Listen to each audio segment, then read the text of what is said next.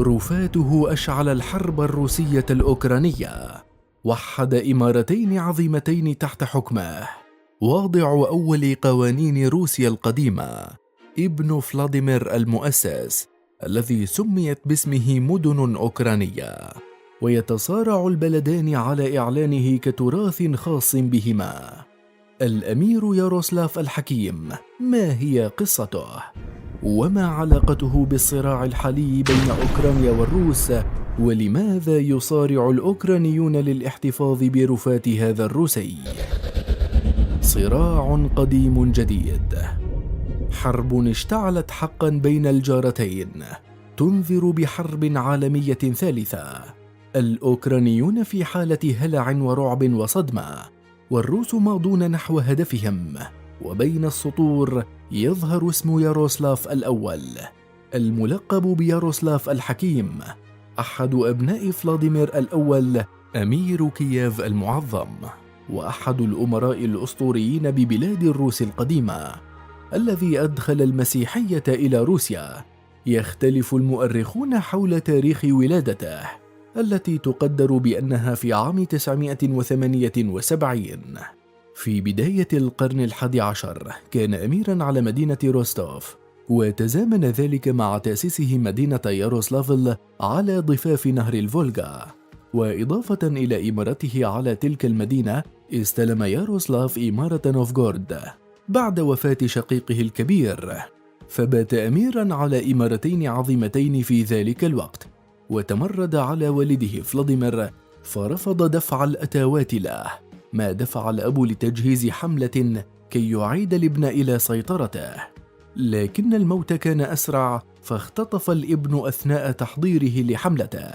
وهنا بدأ صراع الإخوة على العرش، إذ صارع ياروسلاف أخاه سيفياتوبولك، واحتل عام 1016 كييف روس لينال لقب أمير كييف المعظم، بعد انتصاره على سيفياتوبولك وسجنه مدى الحياة. الأمير الحكيم، بعد أن قتل أخاه وحبس الآخر مدى الحياة، وطد ياروسلاف إمارته الداخلية وتوجه نحو السياسة الخارجية، واعتمد على التحالف الإسكندنافي، وتعمد إضعاف التأثير البيزنطي على كييف، ليغزو عام 1030 مدن تشيرفن ويحررها من البولنديين. ثم بنى أسوار سوتيجسك لحراسة الأراضي المكتسبة حديثا. ثم أبرم ياروسلاف تحالفا مع الملك البولندي كاسيمير الأول المرمم، ولكي يوطد التحالف الأسكتلندي تزوج من ابنة ملك السويد أولوف، وأدى ذلك إلى احتجاجات في السويد، لأن السويديين أرادوا إعادة السيطرة على أراضيهم الشرقية المفقودة بدل التحالف معها.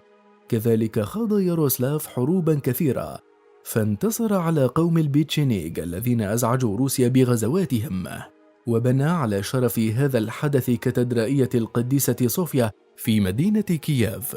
وقرب ياروسلاف إليه أبناء السلالات الأوروبية الحاكمة الذين كان يهددهم خطر الموت في أوطانهم، فمنح الأميران البولنديان بسبريم وأوتو الملاذ في كنفه.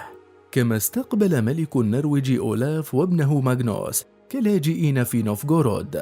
كذلك آوى ياروسلاف ولي العهد الإنجليزي إدوارد الطريد، ولأنه اعتمد سياسة توطيد العلاقات بالتزاوج إضافة إلى حد السيف، رسخ اتحاده مع بولندا بتزويج أخته من ملك بولندا، كما زوج بناته من ملوك أوروبا، إذ أصبحت ابنته آنا ملكة فرنسا بعد أن زوجها من هنري الأول ملك فرنسا، وإليزابيث ملكة النرويج ثم الدنمارك، بينما حكمت أناستاسيا المجر. رفاته أشعل الصراع الروسي الأوكراني بعد قرون. توفي ياروسلاف عام 1054، وقد تم وضع رفاته في تابوت منحوت من الرخام الأبيض، أودع في كاتدرائية القديسة صوفيا في كييف. وأحد جذور الصراع الأوكراني الروسي هو بسبب الرفات، لمطالبة الروس به على أن ياروسلاف شخصية روسية عظيمة، بينما يقول الأوكرانيون إن هذا الرفات يخص عموم أوروبا وليس تراثا روسيا. وتم فتح تابوت ياروسلاف الحكيم عام 1936، إذ قال العلماء إنهم يريدون مقارنة الحمض النووي للعظام مع رفات أحفاده في فرنسا وألمانيا والمجر، لتعزيز ادعاء أوكرانيا بأن حمضه النووي موزع لدى شخصيات في عموم أوروبا وليس روسيا فحسب.